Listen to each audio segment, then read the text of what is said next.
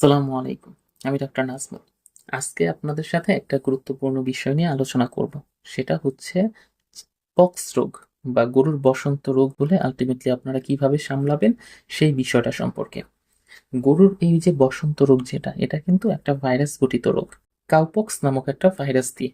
যার কারণে হচ্ছে ভেড়ার ক্ষেত্রে এটা শিপ পক্স হয়, গোটের ক্ষেত্রে এটা মানে ছাগলের ক্ষেত্রে এটা গোট পক্স নামক ভাইরাসটা দিয়ে হয়ে থাকে। প্রথমেই বলে রাখি, আপনারা চাইলে আমার সাথে যোগাযোগ করতে পারেন স্ক্রিনে দেওয়া নাম্বারে। খুব স্বল্প খরচে মাত্র ৩০০ টাকা ভিজিট দিয়েই একটা খুব ভালো পরামর্শ আশা করি পাবেন, বা যে কোনো রোগের একটা ভালো চিকিৎসা আপনারা পাবেন। আমাদের মানুষের শরীরে যেরকম পক্স হয় ওদের ক্ষেত্রেও ঠিক এটা সেরকমই। সাধারণত দেখা যায় যেসব গাভীগুলা বা যেসব ছাগলগুলো আলটিমেটলি খুব বেশি পরিমাণে দুধ দেয়, তাদের ত্বকে এই রোগটা হওয়ার সম্ভাবনা খুব বেশি থাকে। তবে ওদের ক্ষেত্রেই যে শুধুমাত্র হবে এমন না, সব বয়সের ক্ষেত্রে এই রোগটা হইতে পারে। আর রোগের যেই তীব্রতা সেটা হচ্ছে ৩ মাস বয়সের কম বয়সী ছাগলে যদি এটা হয়, তাহলে ওই ছাগলটা মারা যাবার সম্ভাবনাই অনেক বেশি থাকে। কিন্তু একটু প্রাপ্তবয়স্ক হইলে ওর আর সেরকম সমস্যা হয় না। ও আস্তে আস্তে ওইখান থেকে ভালো হয়ে ওঠে আর কি। এবার চলুন আমরা ওইটার লক্ষণগুলা সম্পর্কে জেনে নেই। আমি প্রথমেই গরু আর মহিষ মানে বড় প্রাণীগুলার লক্ষণগুলা সম্পর্কে বলবো। তারপরের পার্টে আস্তে আস্তে এই ছাগল বা ভেড়ায় হইলে কি কি লক্ষণ প্রকাশ পাবে সেই জিনিসগুলো সম্পর্কে আলোচনা করব। প্রথমে চলুন জেনে নেই গরু বা মহিষে যদি এটা হয় তাহলে কি কি লক্ষণ দেখা দিবে। পশুর গায়ে যদি পক্স হয় তাহলে ওই জায়গায় লাল লাল প্রথমে একটু গুটি উঠবে। আমাদের দেখেন না, শরীরে কোথাও একটা পক্স এলে প্রথমে কি হয়, ছোট্ট ছোট্ট ছোট্ট ছোট্ট একটু গুটির মতো বের হয়। আর এটা আস্তে আস্তে পুরো শরীরে ছড়ায়। কিন্তু এই ছোট্ট গুটি কিন্তু আর ছোট্ট গুটির মতো থাকে না। এইটা আস্তে আস্তে বড় একটা ফুসকায় পরিণত হবে। তারপরে পশুর ক্ষেত্রে আরেকটা জিনিস যেটা দেখা যায় সেটা হচ্ছে ওর যেই পায়ুপথ আর মুখের চারপাশ, এই জায়গা ও তারপর হচ্ছে দুধের যে বাটটা আছে, এই বাটের এই জায়গায় এই গুটিগুলা সবচেয়ে বেশি পরিমাণে দেখা যায়।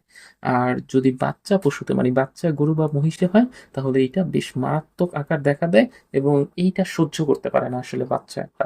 তখন দেখা যায় এই বাচ্চা বয়সের যে গরুগুলো আছে বা মহিষগুলো আছে এগুলো খুব মারাই যায়, এগুলোকে ট্রিটমেন্টেও অত বেশি ভালো করা যায় না। এছাড়াও এদের মধ্যে সাধারণত একটা ঝিমুনি ভাব দেখা যায়, নিস্তেজ একটা ভাব দেখা যায়, জ্বর আসে, নাক দিয়ে আস্তে আস্তে পানি পড়তে থাকে। এই সমস্যাগুলো ওদের মধ্যে খুবই কমন।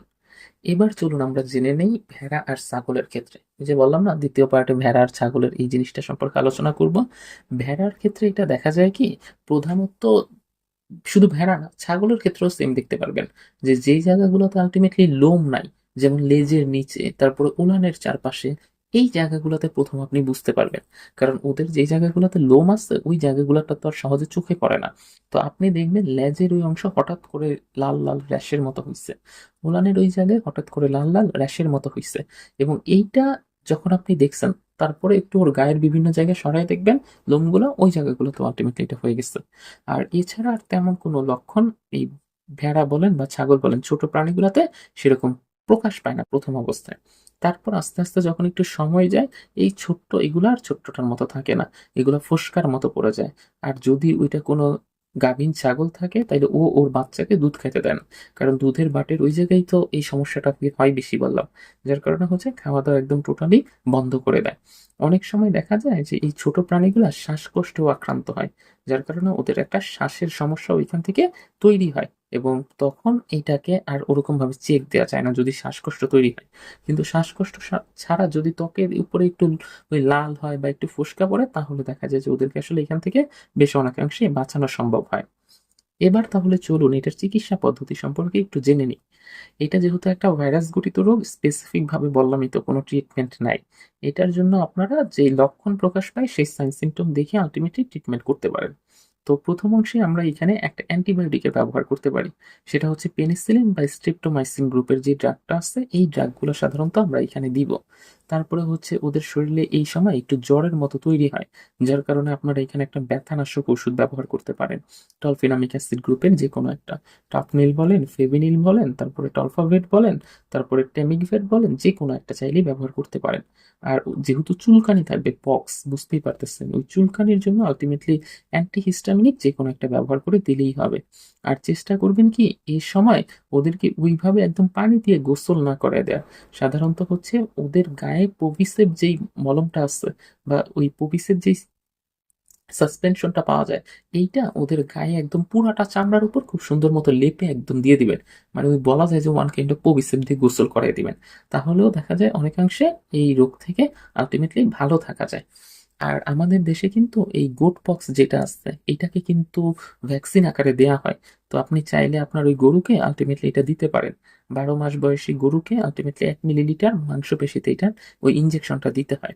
আর ছাগলের ক্ষেত্রে 6 মাস বয়সে 0.5 মিলি যত, হ্যাঁ হ্যাঁ 0.5 মিলির মতো আলটিমেটলি ওকে দিয়ে দিতে হয়।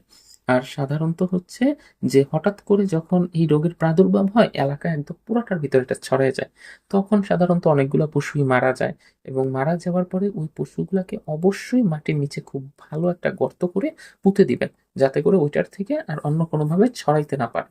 আর আপনার এলাকার যে মশা মাছি আছে এগুলো যেন ঠিক মতো আপনার ফার্মের চারপাশে না আসে, সেই দিকে আপনাকে একটা আলাদাভাবে লক্ষ্য রাখতে হবে। তাহলেই দেখবেন যে আপনার যে পশুটা আছে এটা বসন্ত রোগ বা পক্স রোগে আক্রান্ত হবে না।